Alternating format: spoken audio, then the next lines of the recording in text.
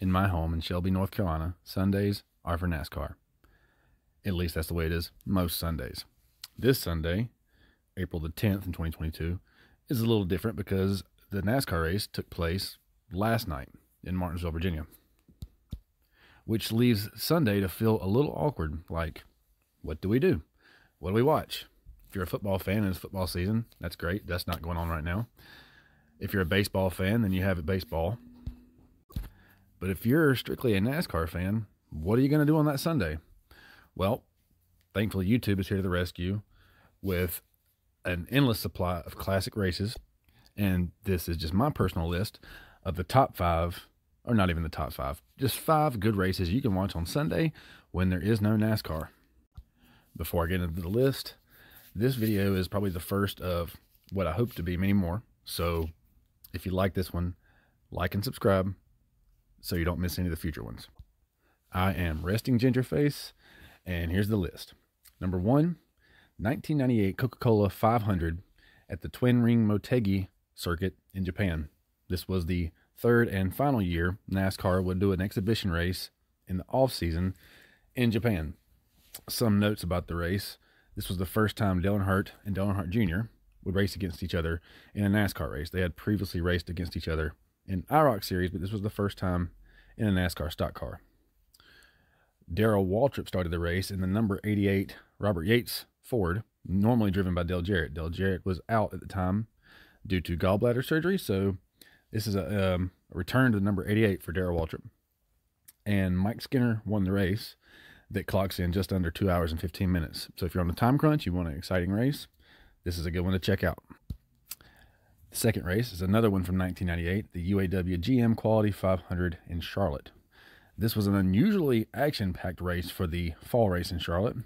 17 lead changes and 11 cautions, 9 of which were for crashes. And there was actually a unique red flag late in the race because of a water main break in the backstretch grandstand, causing water to seep across the track. And a pretty famous interview with Darrell Waltrip took place there. It's funny, and it's on YouTube if you want to just watch that. However, I highly recommend checking out the race. This was also the most competitive race for Ernie Irvan when he ran the number 36 Skittles Pontiac. It's a long one. It's just over 4.5 hours, or nearly 4.5 hours long. So cut it down, watch the whole thing if you have a whole Sunday to dedicate. Next up is going to be the 2015 Goodies Headache Relief Shot 500. This race is well known for the tangle between Joey Logano and Matt Kenseth late in the race, where Matt Kenseth was getting revenge on Joey Logano for an incident the week prior in Kansas. It's almost been forgotten about that this race is also Jeff Gordon's 93rd career win. There's only been 2 other drivers before this day to get their 93rd win, Richard Petty and David Pearson. So that's pretty remarkable. And it's also Jeff Gordon's last win. In typical Martinsville fashion, the race features 18 cautions and 21 lead changes. And again, it's a long one, just under 5 hours. On the broadcast is available on YouTube. Number 4, we're going back to the 90s again with the 94 Save Mart Supermarkets 300 in Sears Point, then known as Sears Point. The race was well known for the crash between Derek Cope and John Krebs, where John Krebs went over an embankment and tumbled into an area nearly almost populated by spectators. John Krebs actually did get credit for leading 1 lap in that race. Ernie Irvan continued his dominance in the 1994 season by winning that one pretty easily, and it's just under 2.5 hours long. Last but not least, one of my personal favorites, the 1993 Daytona 500. This race was all about family, as Kyle Petty and Dale Jarrett, both sons of legends, were on the front row for the race, for the start of the race. And this was the race where Ned Jarrett's famous Dale and Dale show line came in on the final lap as Dale Jarrett won his the first race of the second season with Joe Gibbs Racing after a pretty disappointing showing in 1992.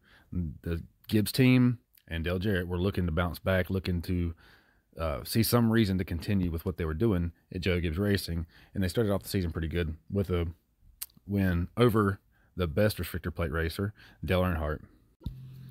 The race had 7 cautions and at the time, a completely unheard of 38 lead changes, and was just the second win for Dale Jarrett's career. Now, there are, again, tons of races you can watch on YouTube when there's nothing else to watch on TV. These are just 5 of the ones that I think are worthwhile, and maybe a couple of these you haven't thought about or wouldn't have looked into otherwise. Hope you enjoy them. Have a good one.